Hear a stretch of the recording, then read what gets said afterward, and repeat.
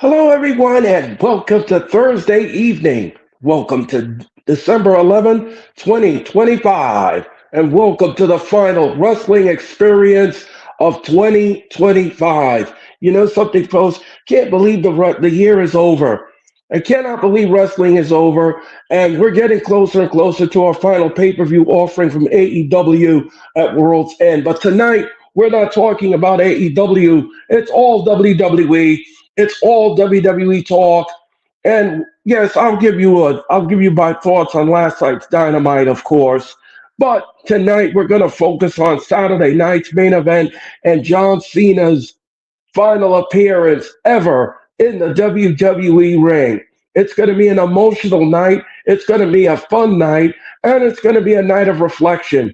All of the moments John Cena gave us, our wrestling fans, we're going to celebrate him in Washington, D.C., in frigid Washington, D.C., this Saturday night, and we can't wait to do that. Plus, ladies and gentlemen, I have three stories for you, and of course, the predictions for Saturday night's main event. All of this and my reflection on this year in wrestling. It's the wrestling experience, and it starts now.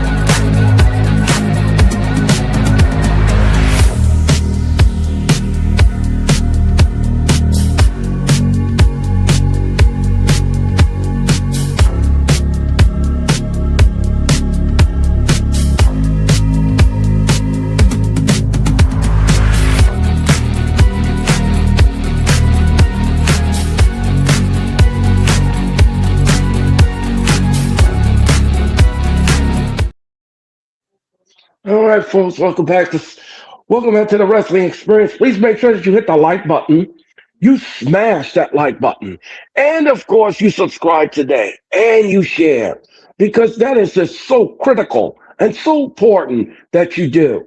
It's very important that you like, comment, subscribe, and share. It's very, very critical that you do. Um, I just want to just take this moment before we begin and thank you all, my loyal viewers.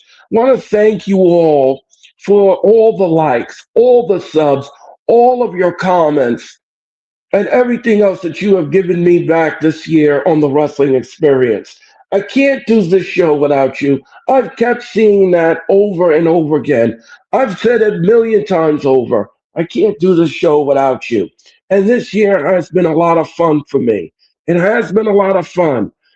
You know, I went to two Monday Night Raws, two PLEs this year, did four different live events this year, and it was absolutely fun going through the turnstiles and seeing the fans enjoying themselves in and around the arena, whether it was 19,000 or 65,000 or 50,000. We had fun this year. We had fun.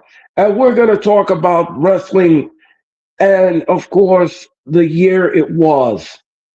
So we're going to talk about that later on. But let's just dial it back and let's begin with Saturday night's main event. This Saturday, ladies and gentlemen, at 8 Eastern, 4 Pacific, it is Saturday night's main event, and it is coming to you from the Capital One Arena in downtown Washington, D.C., and it's available on Peacock, exclusively on Peacock. And I'm going to tell you something, folks. This event is going to be an emotional night for all involved because this is John Cena's final event. This is John Cena's final adieu to the wrestling ring. But, ladies and gentlemen, if you all didn't hear the announcement and the rumors, Cena did sign a 5-year term deal with WWE to be their ambassador. So he's going to be a Titus O'Neil. That's exactly what Cena's going to be. He's going to be a Titus O'Neil. He is going to be an ambassador for the WWE. WWE may call Cena and may fly him around the world to promote something or to push something. Whatever the agenda is, they'll have Cena do. It'll be successful.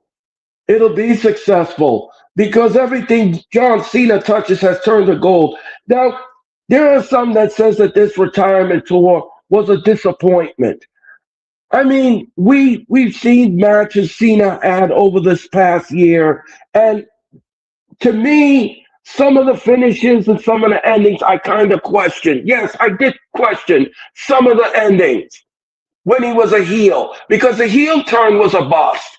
That I can honestly tell you, the heel work of Cena was a bust. It was a complete bust. And the WWE missed the boat on that because they were missing one critical element, The Rock. The Rock was the one who turned Cena heel, and The Rock was the critical element in the storyline. If the WWE could have secured The Rock, I think the heel turn would have been more credible and more believable than what we got out of the heel turn. So for me, as a wrestling fan, for me, I thought that the heel turn was a bust. I didn't care for the heel turn. The heel turn didn't turn me on at all. It didn't. It just didn't fit what Cena was doing or what he was doing. So I'm just saying. Now you may disagree. You may disagree with what I'm saying, but that's fine. That is fine. But I just feel in my heart of hearts, Cena's heel turn was a bust. Um. All right. Give me 1 second, folks, while I pull this up.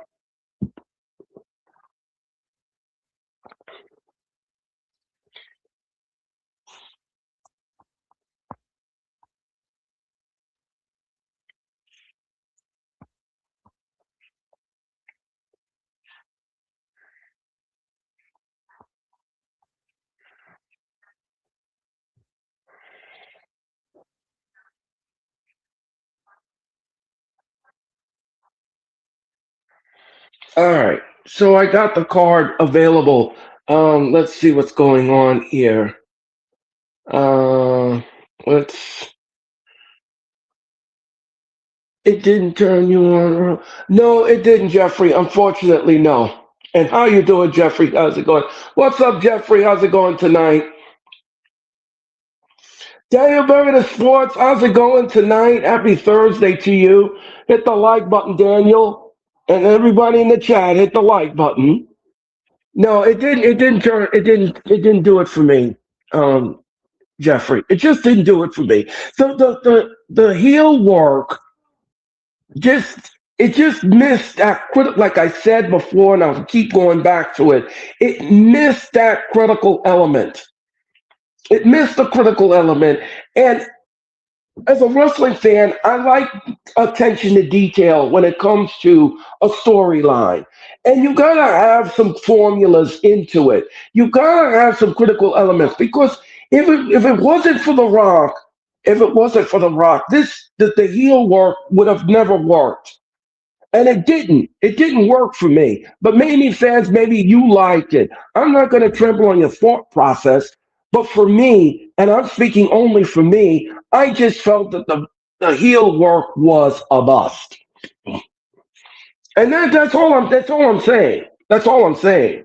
Um, it just didn't resonate with me, the heel work.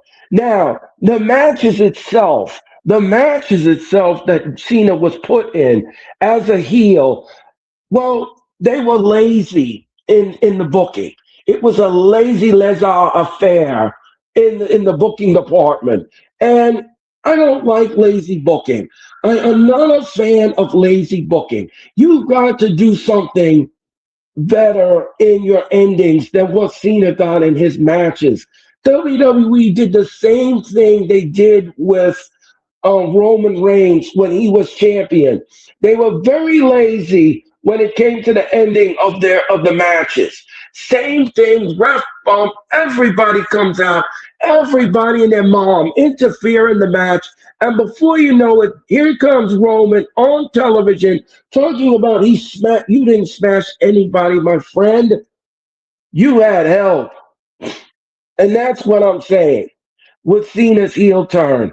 Um, gives you a nut shot, bang upside the head with the title, and that's how you win the match. That is absolutely a farce. And it's just lazy in the booking. So that's all I'm saying with that. That's what I'm saying about the heel turn. That is what I'm saying about the heel work. But everything else is fine. And I think the best Cena match to date of this year, if you want me to be critically honest with you, was when he took on AJ Styles. That match with AJ Styles was one of the best Cena matches I have seen on this retirement tour. This probably was the match of the year for me. This was the match of the year.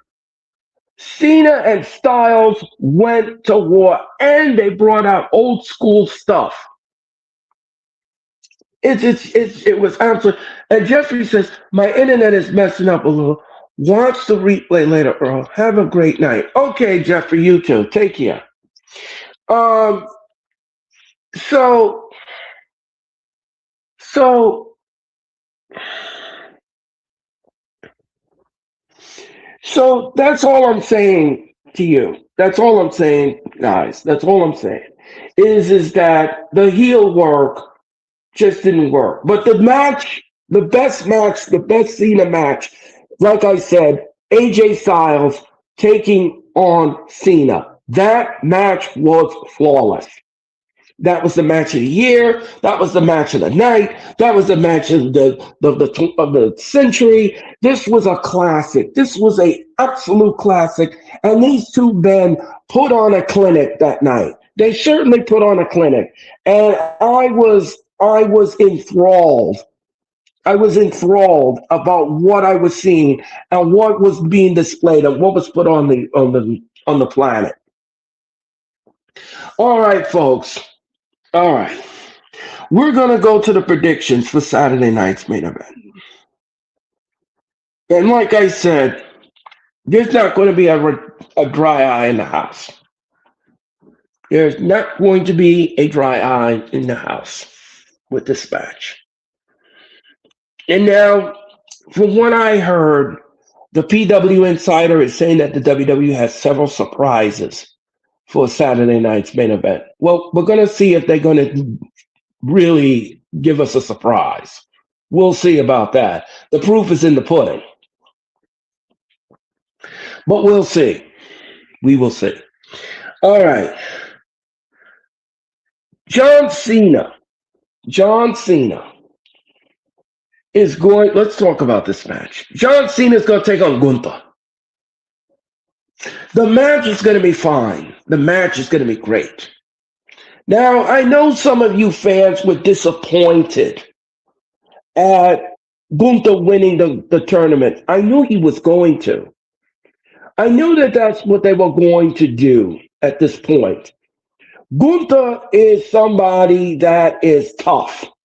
Gunther is somebody that can go toe to toe. And I think that's what the WWE was looking for.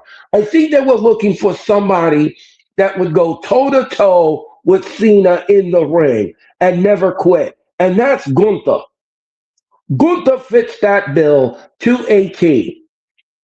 Gunther doesn't quit, and Gunther will not quit, and you can't put Gunther down too long.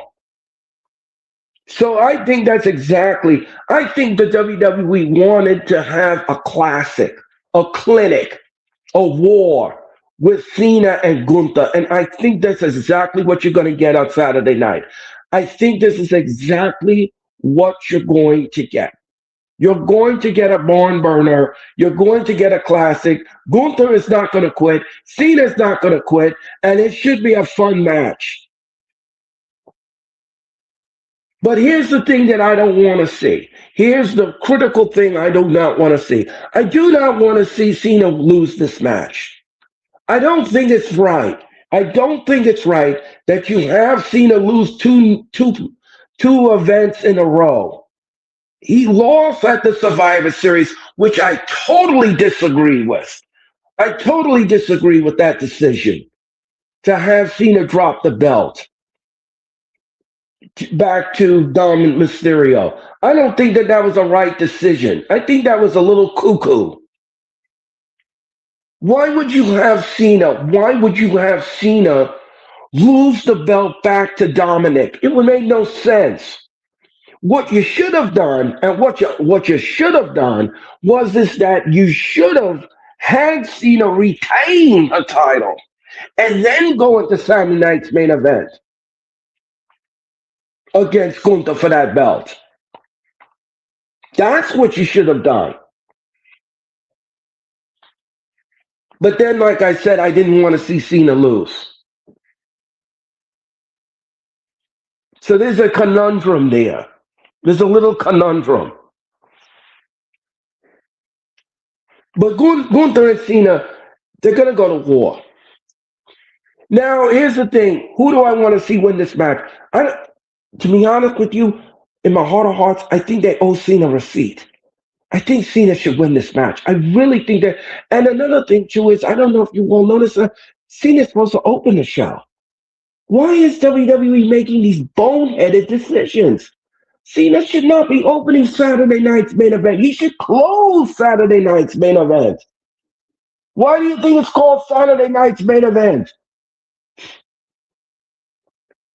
That's a boneheaded decision on the WWE's part. I wouldn't have Cena open the show. I would have him close the show. So you're going to bring him out first. You're going to have Gunther display there. And what's the rest of the card going to look? The rest of the card's going to be flat. You're setting up the card to fail. That's what you're doing. You're setting up the card to fail.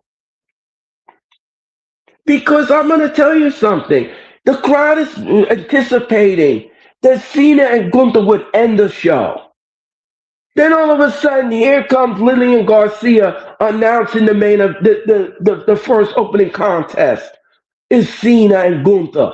What kind of a thing is that? And then you want the audience to like the rest of the show after you displayed Cena and Gunther first? I don't know how that's going to go over with the audience. I don't know, but to me, I don't know about that decision. I would sit back and think about that for a second. I would sit back and think about that for a second. You can't have Cena. You can't have Cena go into the match and open the show. You can't do that. You can't do that, guys. You can't do that. It should. Listen. I'm just a person that is speaking his mind. Okay. If you think differently from me, that is Jim Dandy fine. That is fine with me.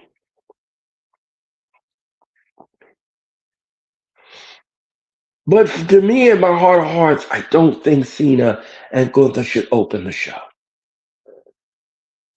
I think that's a mistake. I think that is a monumental mistake. Cena and Gunther should close. That's the way it should go. And then the rest of the card will fall into place. That's that's what you should do. But hey, I'm not WWE. I don't work there. I can't twist arms. I can't talk to anybody in management. I don't got that kind of pull. I'm just a fan, just like you all are. And I have an opinion, just like you all have. And I'm just saying that you're setting up the card to fail. That's all I'm saying. Okay. All right.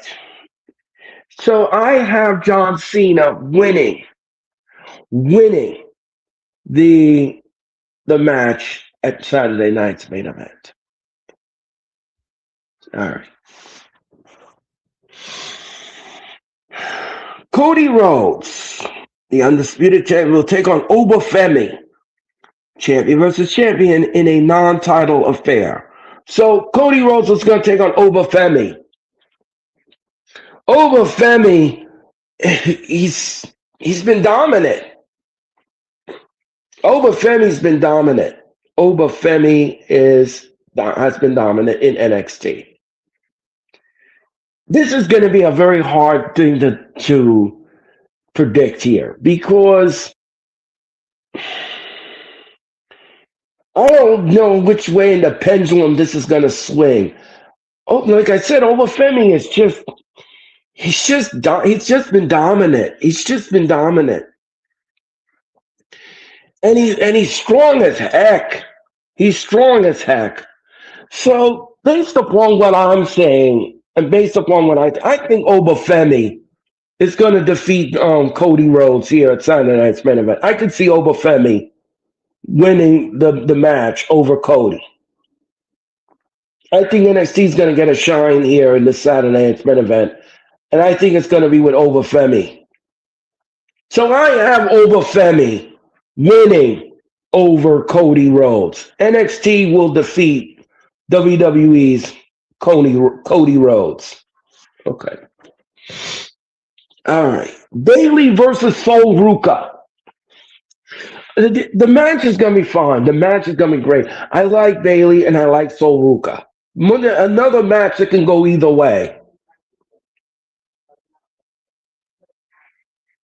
Well, I had Obafemi win the match over Cody. So naturally, I have to swing the other way.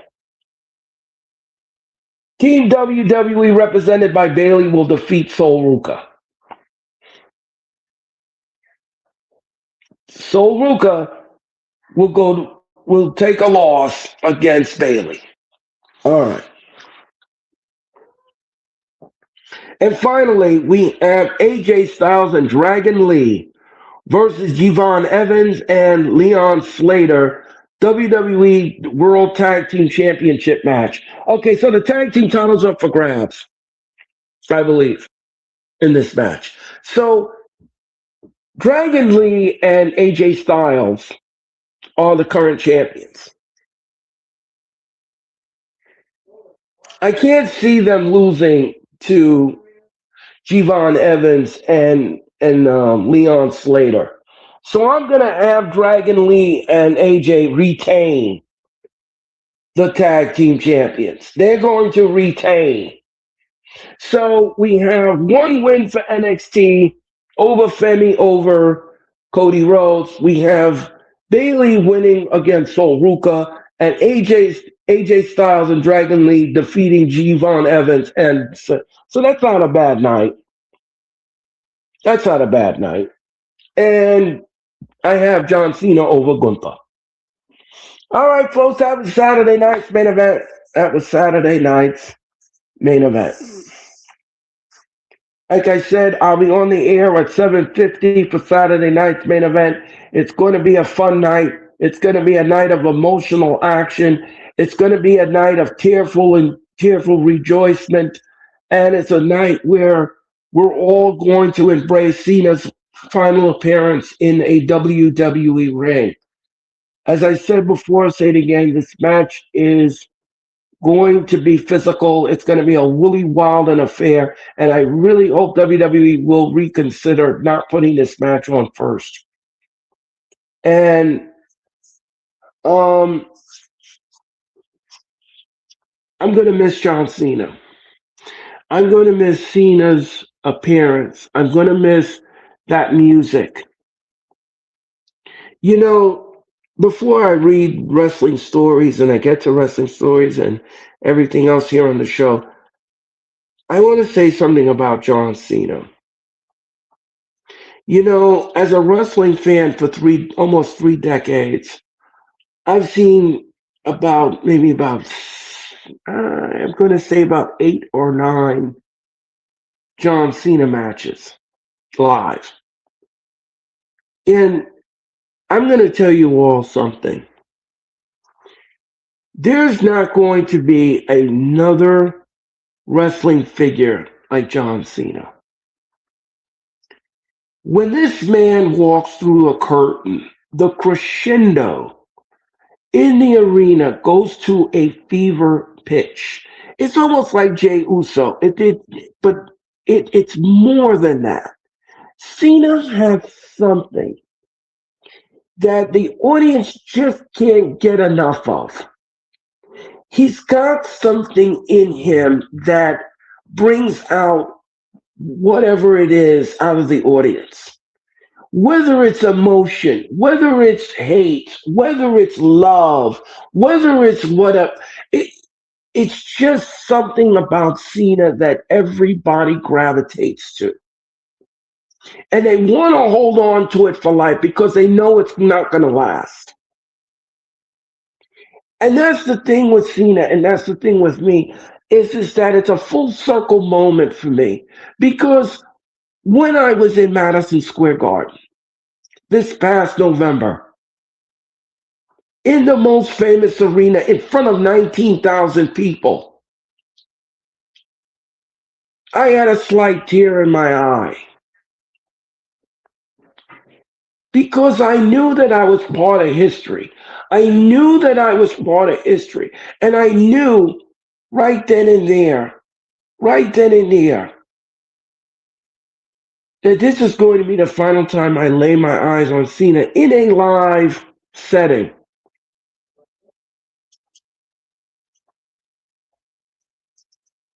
And I remember sitting at Royal Rumble in Madison Square Garden. And Cena comes back from injury, and we thought we'd never see Cena again. I thought he was going to be on the show for a while. Cena comes back as the entrant in the Rumble, and that moment for me was one of the most embraceable moments I could ever have inside Madison Square Garden. And then years later, to return to the Garden on November the 17th to see the Never Seen 17 in Madison Square Garden for the last time was absolutely a full circle moment for me. And I want to say this from the bottom of my heart. From the bottom of my heart. John Cena, thank you. Thank you for the moments. Thank you for giving us the thrill of a lifetime. Thank you for getting in that ring. Blood, sweat, and tears, good, bad, or indifferent. And giving us moments that will be etched in our brains for the rest of our lives. You are absolutely the Never Seen 17. John Cena, thank you for your moments. Thank you. From me to you, good luck in your future endeavors.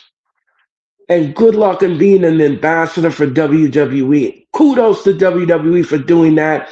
That's a classy move. Cena will be in a suit and tie, will be behind the scenes, traveling with the WWE to embark on media tours and event push, but to be in the ring, to be in that ring, and to see you in Madison Square Garden,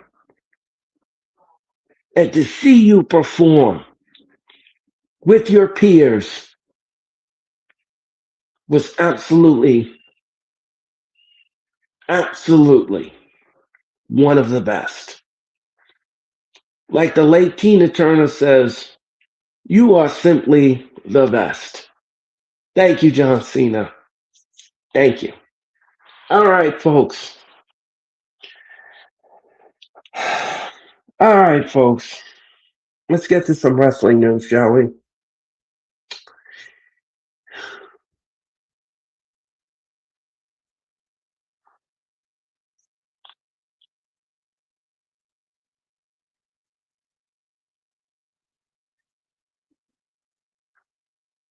Let's see what we got here. All right.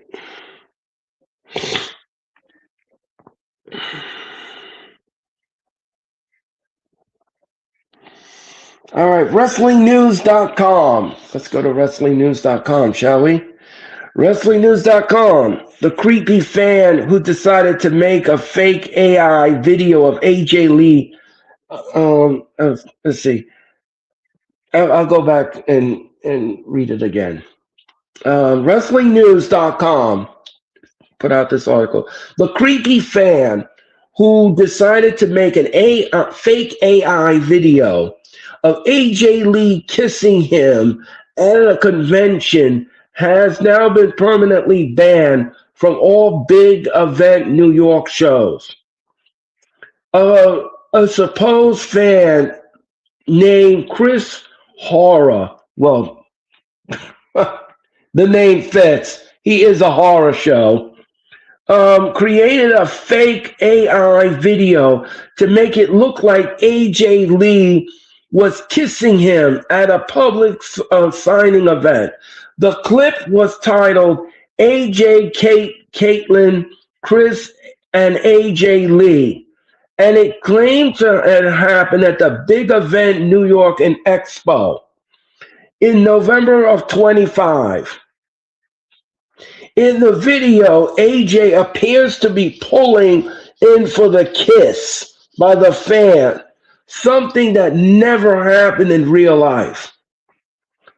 AJ quickly saw the video and shut it down. She called out the creator and made it clear that using AI to fake an intimate interaction is not a joke or harmless fun. She labeled the video inappropriate and harassment and demanded to be removed. This inappropriate and harassment, please delete. The creepy fan didn't delete the video in the end. That's why it came to no surprise that the big event in New York took to Twitter and confirmed that Chris has been permanently banned from all future events. You are banned from any future shows. So this idiot had the audacity to take AI. You see, this is why AI is. This is why some AI tools are dangerous in the wrong hands. You cannot take somebody's likeness and name and likeness and then use it to discredit or try to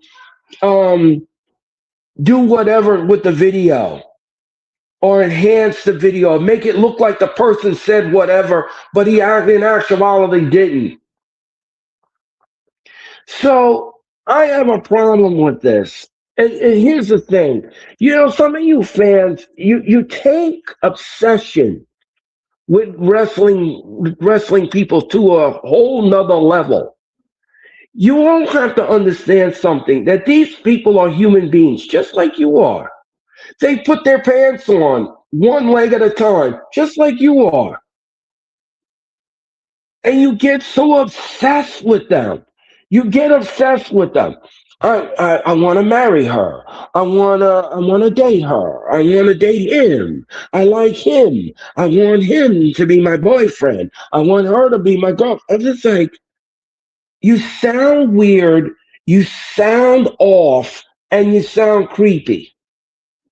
If you want me to be perfectly honest with you. You can't sit there and goggle and Google and carry on when you see. Let me tell you something. I have seen so many wrestlers in my heyday that I would never go there and be creepy about it or to say, oh, like I'm a fan of Stephanie McMahon, and I would be like, oh, Stephanie and I are dating. I mean, that's ridiculous. Stephanie McMahon don't know me. She don't know me from a can of paint. And why would I say that? Why would I go out and say that? That's creepy. That's weird. That's off-putting.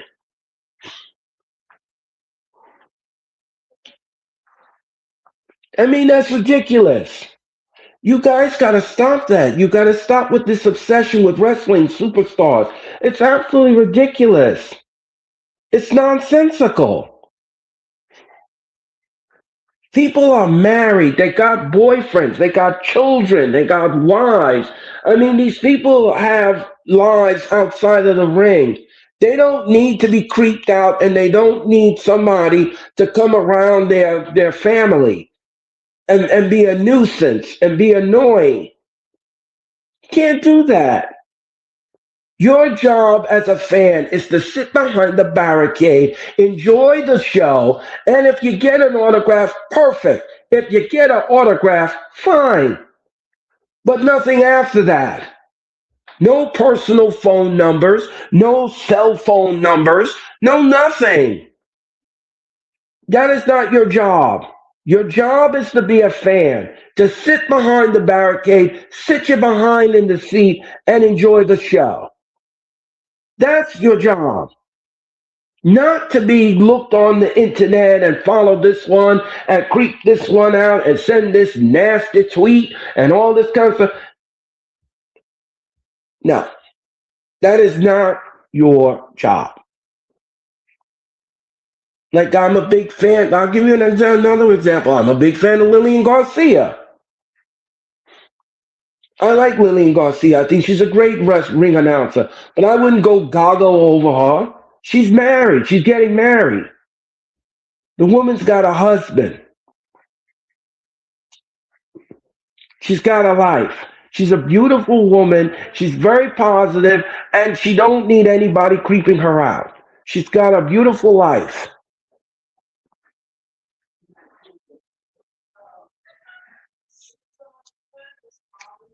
You don't need to goggle over people. It's not necessary.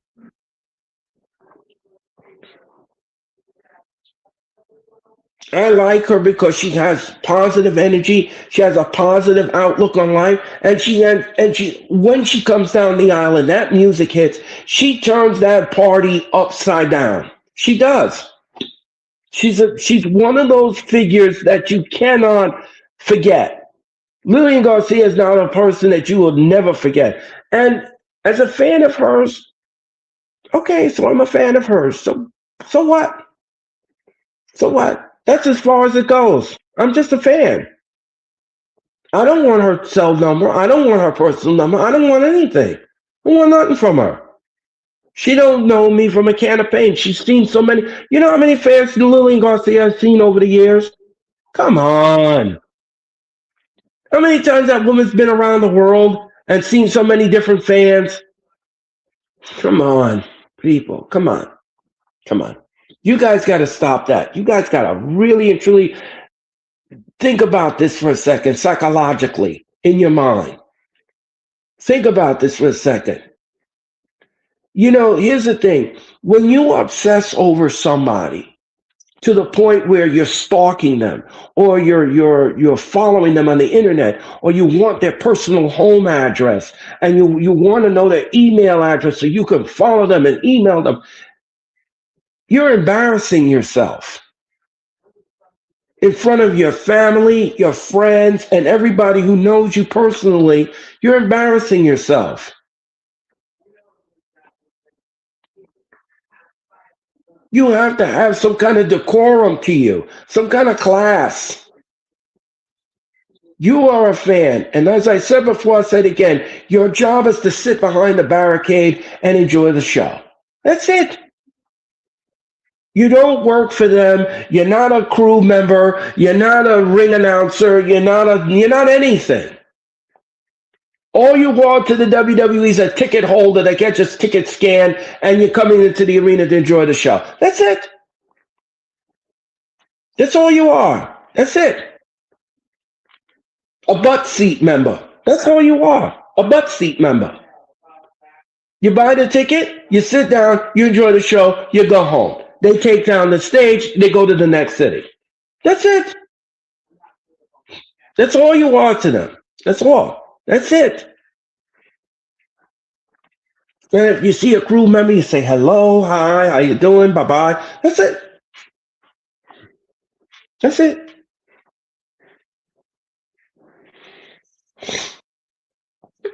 That's what you all are as wrestling fans. That's what you all are. And that's what you have to remember in your head. Hello, AK. How's it going tonight? Oh, well. Yeah, AK, I am doing fine. I'm getting over my cold, but I'm doing well. Thank you for popping in. Make sure you hit the like button. Here you go. AK, what's going on? I'm sorry, I didn't see your messages. I was ranting. Sorry about that. What's good, Earl? Doing good, AK. Thank you so much for coming in.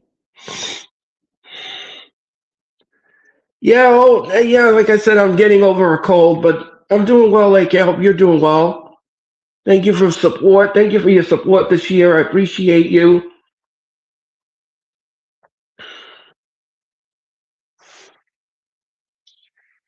Cool, man. Glad you're feeling better. Yeah, thank you, AK. Thank you. So that's all I'm saying, folks. That's all I'm saying. Um, yes, sir. Anytime, bro. I'm always around. Yeah, AK. I couldn't do this here without you, bro. You're awesome.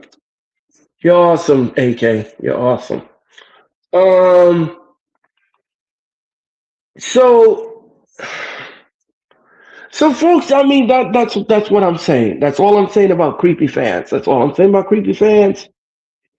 That was just my little rant on creepy fans. It's just you guys gotta control yourselves. You guys gotta control yourselves. You can't be goggling over people. You can't do that. It's just not healthy. Mentally, it's just not healthy. All right. Let's move on from that. Let's go to the next story, shall we?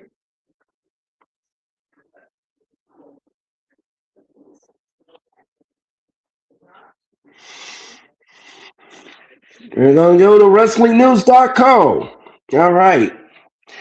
A new report has come out regarding the matches card structure for the 2026 Royal Rumble. According to Dave Meltzer in the Wrestling Observer newsletter, WWE is currently planning for the show to feature only 4 matches. Again, here we go with the 4 matches. Meltzer reports that the card will consist of 2 Rumbles and 2 championship matches. This format aligns with the strategy often seen under Triple H, who favors smaller cards to allow matches more time. Well, I understand that. I agree with Triple H with that. I mean, because here's the thing. If you have 6 or 7 matches on a card, let's say, for example, you had a show, a PLE, and it had 7 or 8 matches to it.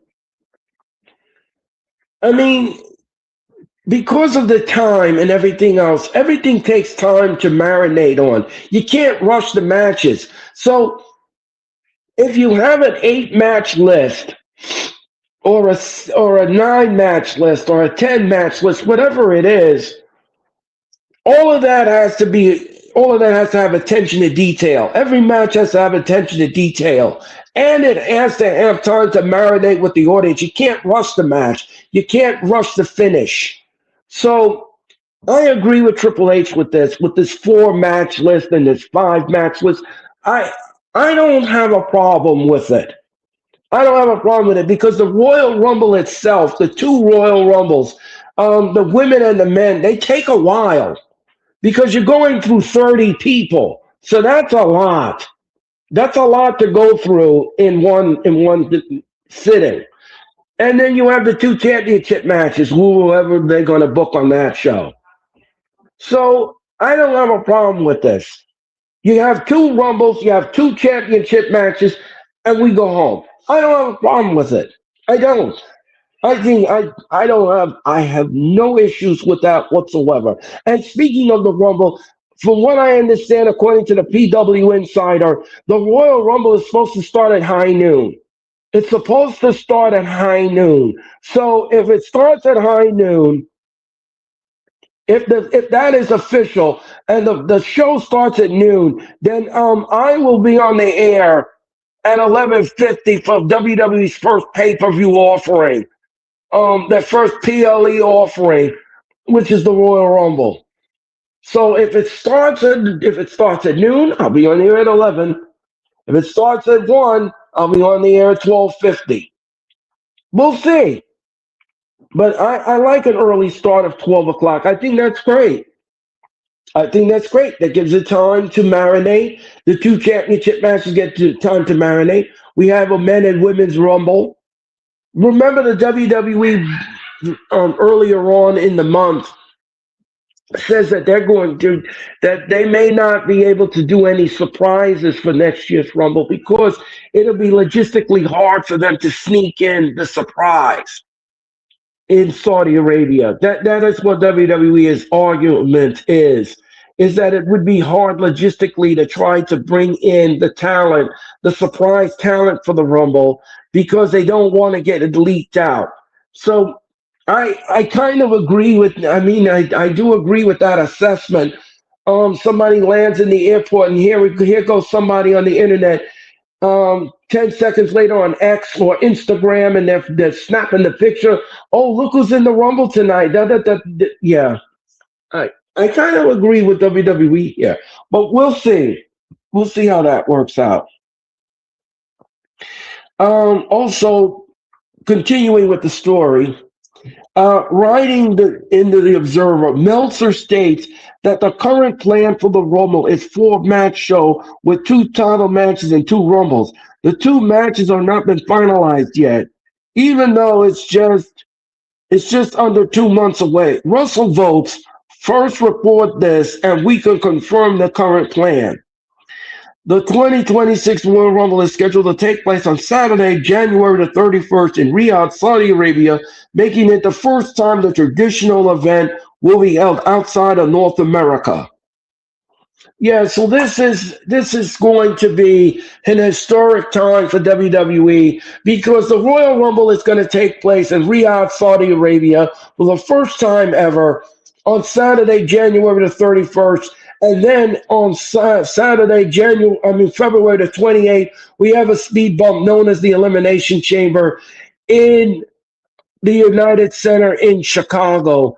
And of course, as I said before, this is the first time WWE is returning to the United Center in over 30 years. WWE hasn't run a show in the United Center for 30 years, and they are going to return with the Elimination Chamber. So, as I said before, I'll say it again, I have no problem with this. I have no problem with it whatsoever. So we're going to keep abreast of, we're going to keep you updated on the start time for the Royal Rumble. If they're going to go with this 4 match list, which I believe they will, and everything else in between. So it's going to be a great time next year. All right. Okay, we have one more story for you. One more story for you. And this is about Jay Uso, WrestlingNews.co. I know my sources. I know. Jay Uso has issued a request to fans regarding proper etiquette when meeting him in public. In a new Instagram story, the former WWE World Heavyweight Champion addressed his followers, stating that if they see him in public, they should not walk up to him and touch or poke him randomly. Jay noted that fans are invading his personal space when they initiate physical contact without permission. According to the post, this type of behavior happens about 38 times a day. Damn. This statement follows a recent trend of professional wrestlers, including CM Punk, Rhea Ripley, establishing firmer boundaries regarding their interactions with the public.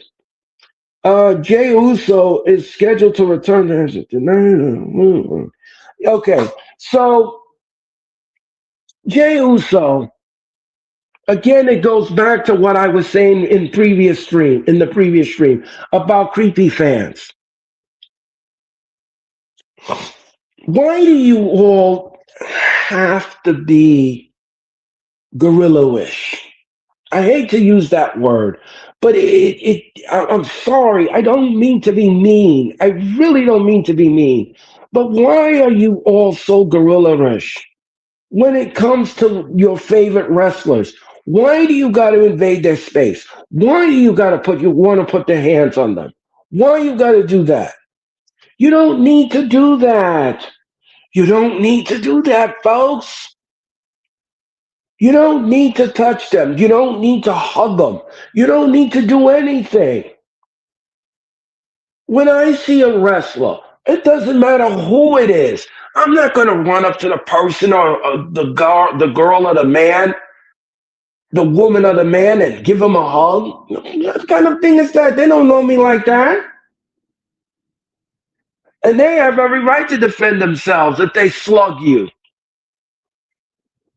I mean, because I'll give you an example. If you saw the viral video of Paul Heyman, this was after the event was over. I believe this was the Survivor Series in San Diego. Heyman was walking with Braun Breaker, and they were going into the back, and some fool, some idiot, want to go up to Paul Heyman and try to hug him or touch him or whatever he was trying to. Heyman swatted him away like he was a fly. Heyman just shoved that kid out of the way like he was a fly and an interference. You don't do that. You see the person coming. You see them coming down. Don't get out of your seat and be an idiot. Oh, look, it's Paul Heyman and Braun Breaker. Okay. Okay. And your point is, I mean, come on. It's not like you never seen these people before. You've seen them hundreds of times. I'm sure you've seen them 1,000 times. I mean, come on. It's like when I'm sitting in the arena, Roman Reigns is on the, okay. And what do you want me to do about it? Everybody goes jumping up and down and they want to touch and hug and I don't believe in all of that stuff. No, you don't have to be creepy. If you go to a sign-in and you meet a wrestler, that's one thing. I give you kudos for doing that. If you go into a sign-in and you get the autograph and you get the picture and you snap the picture, that's fine. That's fine. But when you see these people coming off the bus and they're trying to get to their hotel and they're trying to get to their room, they're trying to relax, they've been on a plane flying all over the place to entertain you. I mean, come on, just let them breathe. Let them breathe. They're human beings. They need their space. They need their moment. Just give them their moment.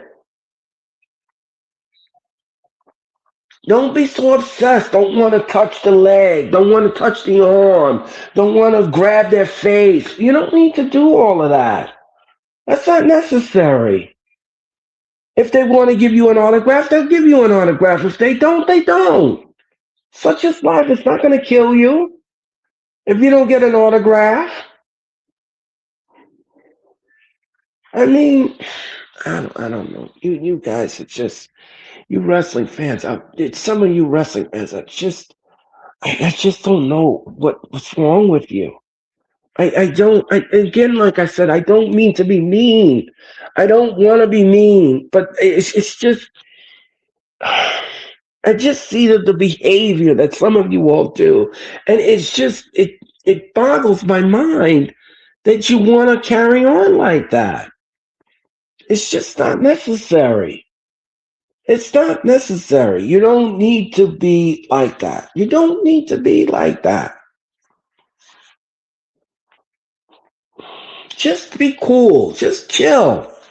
Be cool. Be chill. And you never know. Maybe you will get an autograph. Maybe you will get that picture. But you got to respect people's boundaries, and you got to respect people's wishes. Don't don't be all over the place.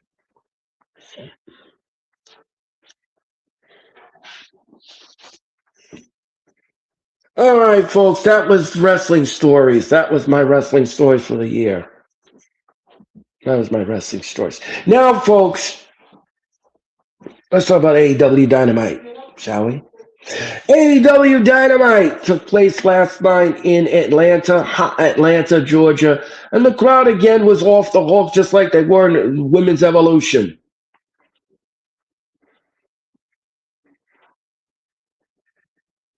Um, I thought the show was fine.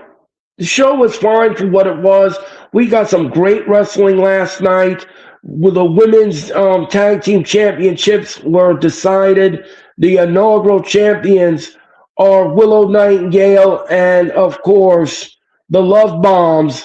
Win the tag team belts last night. I thought that was great.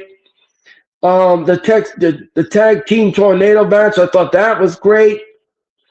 Um, Biggest win of his career, Speedball Mike Bailey defeating in a shocking fashion.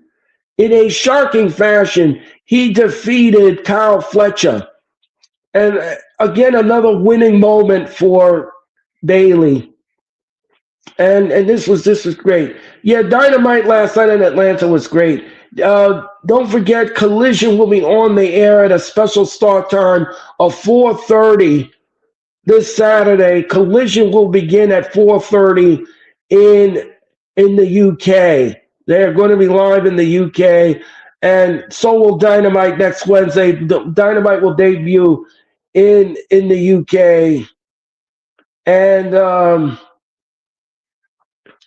yeah, it's gonna be a great time to be an AEW fan as we get closer and closer to the world's end. And we're just 3 weeks away on Saturday night, the 27th of December. Saturday night, December the 27th, and that will be AEW's final pay-per-view offering of 2025. I won't be broadcasting the show, but I'll be watching it. I will be watching it from afar. I'll be watching World's End, and I had fun this year. So, to give you a recap of last night's Dynamite, as I said, it was a decent show, and I gave the show a B. The show got a big, solid B for me because I enjoyed the show. I thought they had some great wrestling last night. I thought Tony Khan really produced some good wrestling last night in Atlanta, and the crowd really responded in kind to Tony Khan and what he had to do. They even had demanded tickets. They even had a demanded tickets, which sold out the arena. And like I said, this year WAEW has done some very smart thinking when it comes to the arena and attendance. First of all, as you all know, uh, this year AEW has suffered a lot in attendance. their formulas were a little off, and some of you fans went there on viral videos and showed empty arenas and snap pictures, just like the WWE. They suffered a little bit of that this past year. So, um, so we had that going on. We had that going on. So AEW, what they did was that they flipped the switch and they smartened up. So they did smaller arenas for TV, which worked. And then when they came to the big gun, the pay per view, they did large arenas. And I think that that's a great formula. I think that AEW should stick to that in 2026. Stick to that formula.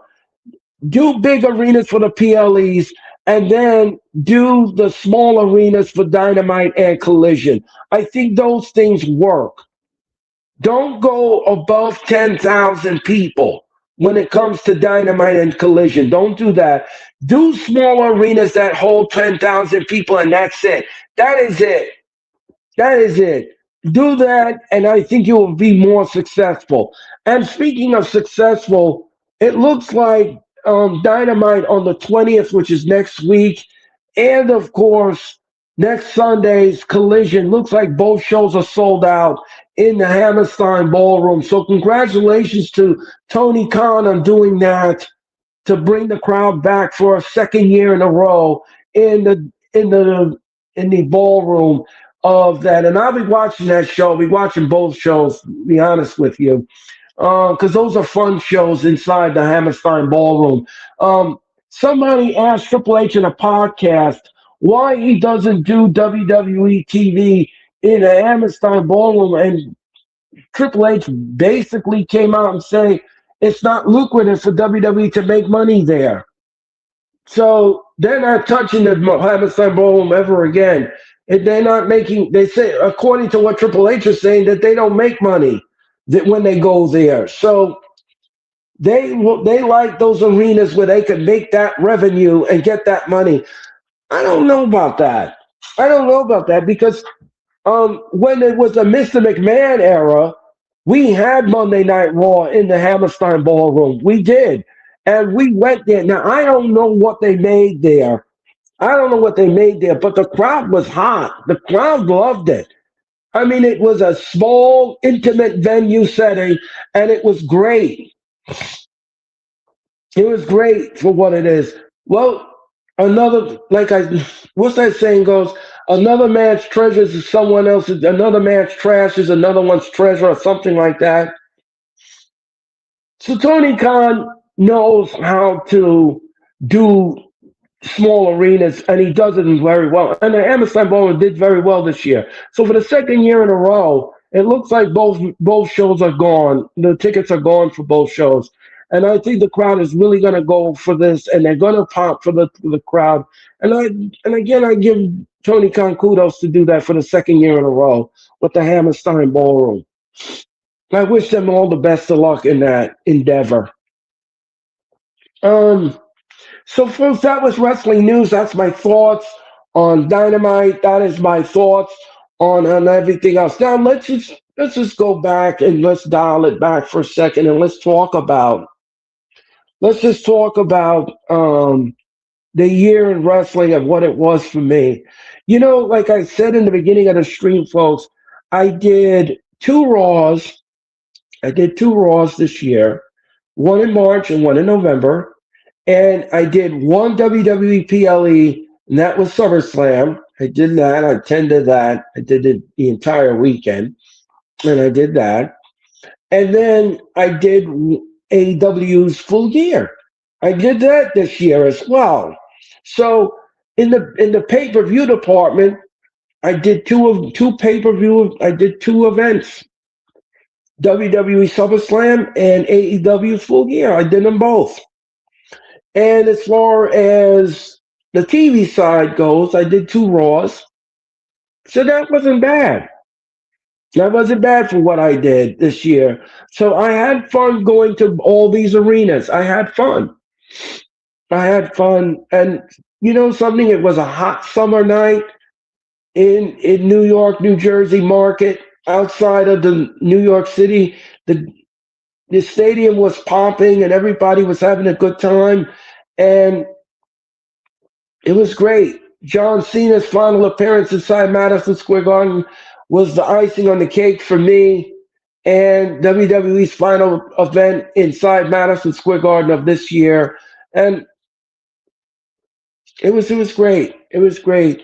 Um, Crown Jewel was probably one of the best WWE PLEs. I think we had in quite a long time. AJ Styles, and of course, John Cena really tore the house down, and they had that historic match, and it was absolutely a classic. It was a barn burner. It was everything that you wanted it and more. Um, and then the most disappointing pay per view, I believe, of this year was WrestlePalooza. I thought that was very disappointing, very underwhelming, as well as the Survivor Series. I think WWE dropped the ball when it came to both events. Debuting on ESPN so far has not been really pretty for anybody involved. Um, ESPN keeps giving low ratings to the WWE's PLEs when they come on there. And the Survivor Series was disappointing. I thought this was the first time that there's a Survivor Series where we held outdoors. And I thought the WWE would go out all the stops when it came to the booking. But that is just not what it was. And it was disappointing. It was very disappointing. Um, like I said, I thought Crown Jewel was fine. Raw all around the world was fine this year. I thought they were fine, starting in the afternoon, one starting in the morning. Um, Especially when they went to Australia, it started at 8 a.m. in the morning, and I again had no problem with it. Um, Raw started to go down in ratings on Netflix, and that was because the WWE was lazy in their booking. They really didn't think outside the box when it came to the main event. Week after week after week, we would see division in the main event of Raw, and it got tiresome, and you could see it.